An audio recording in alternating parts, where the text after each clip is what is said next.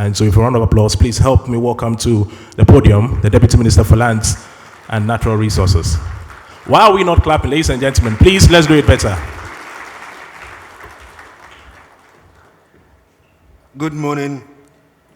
Indeed, I don't feel comfortable when they clap for me when I've done nothing for it. It's good to wait when you finish the exercise. Then, if the people wish to clap for you, then they do it. Anyway, I've taken it in good faith. First of all, even before I start with my speech, I want to say that when I walked in, the session I met that has to do with taking suggestions and opinions from participants is very important.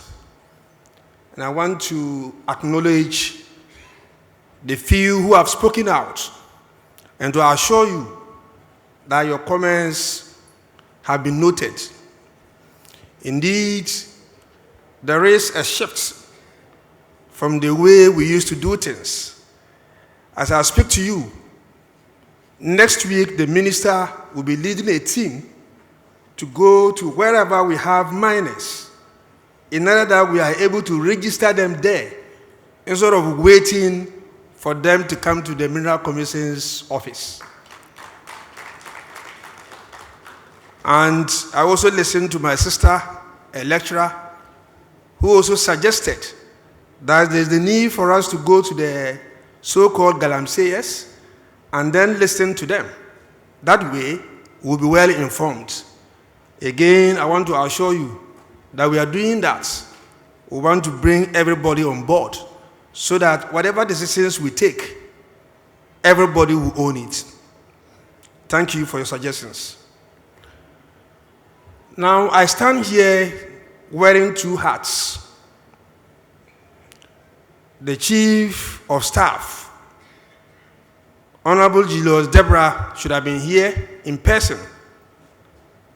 And then the Minister for Lands and Natural Resources, Honorable Emmanuel Amakofibua, should have also been here for this very important program.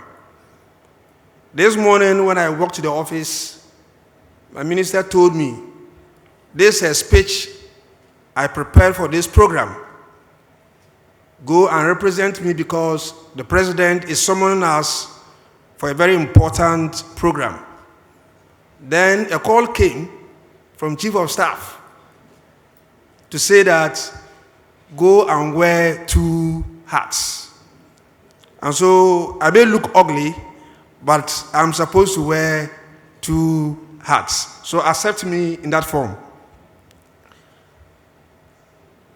The Chief Executive Officer of Gold Board, members of the Diplomatic Corps, representative of the Bank of Ghana, other CEOs, presidents, captains of industry and development partners, civil society, sponsors of this program, friends from the media, distinguished ladies and gentlemen. I stand before you today not merely as a minister, but a steward of a legacy, one as old as our very land, as deep as our richest ore, and as precious as the metal we have gathered here to discuss. Distinguished ladies and gentlemen, I believe we are here today not merely to discuss rocks and minerals, but to build the future, a future of shared prosperity, sustainable development, and mutual growth. But before I continue, I would like us to be on our feet and ask you to join me in honoring the memory of the 8 patriots who tragically lost their lives in the helicopter accident last month. Their demise must remain a constant reminder of our shared vision. So, ladies and gentlemen, please join me and let us observe a minute of silence in honor of our departed patriots.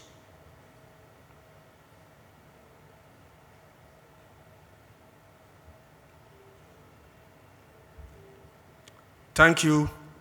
Please have your seats.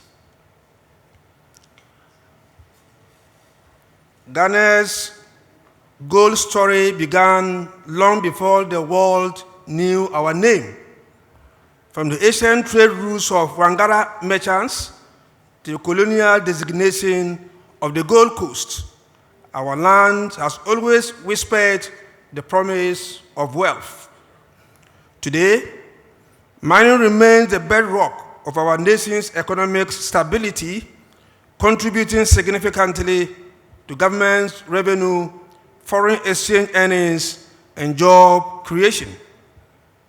We are Africa's #1 gold producer and the 60th globally.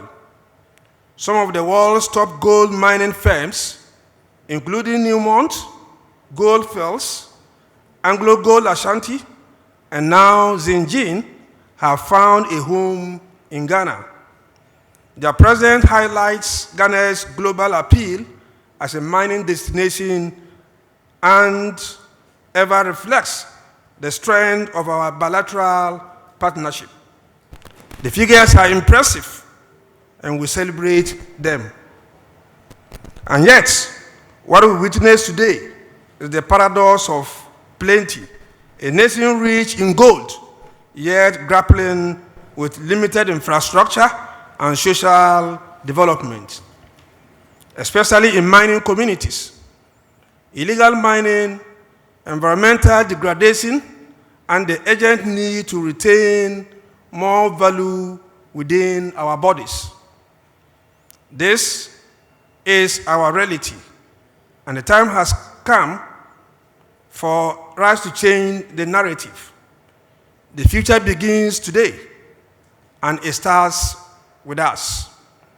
Distinguished ladies and gentlemen, while we are gathered here, I would like us to reflect on a profound question. How do we honor the legacy of our past while forging a future where our mineral wealth truly becomes the property and prosperity of the Ghanaian people?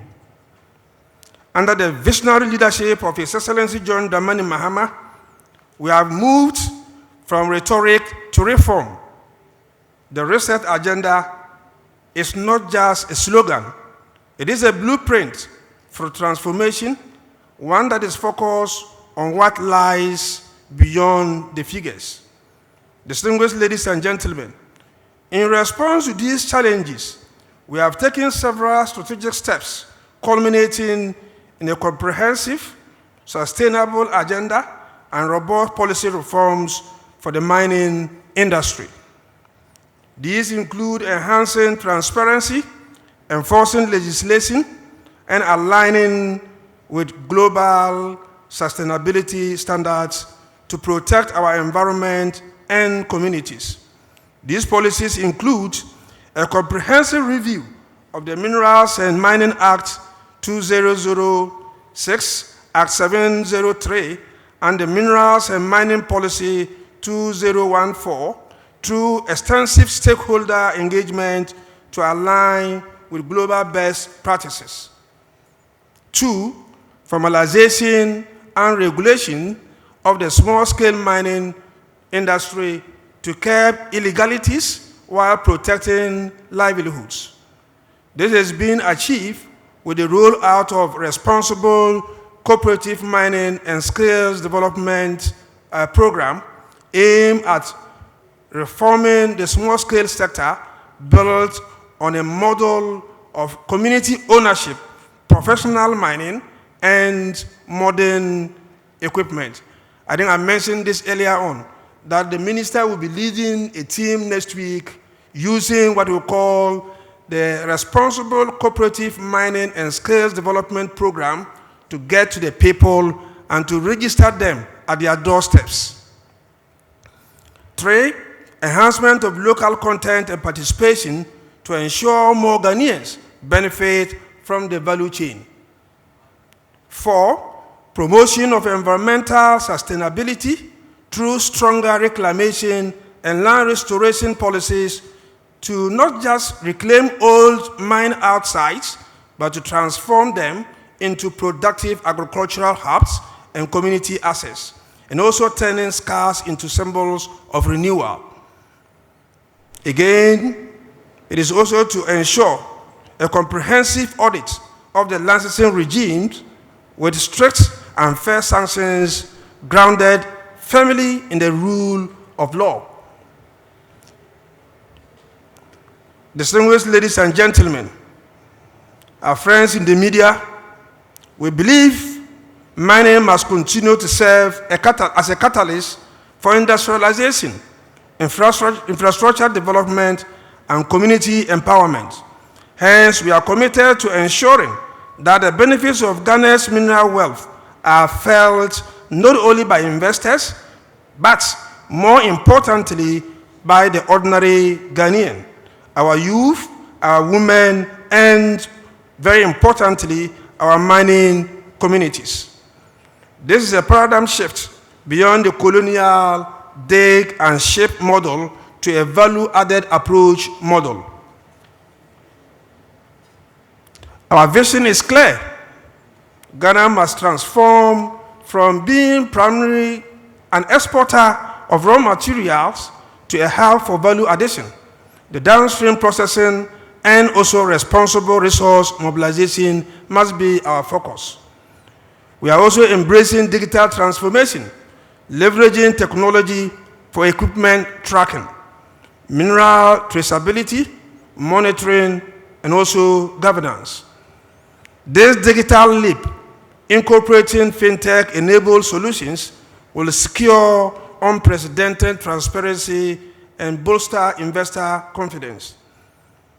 The future we are building requires a strong partnership between government, the private sector, financiers, civil society, academia, and, of course, our communities.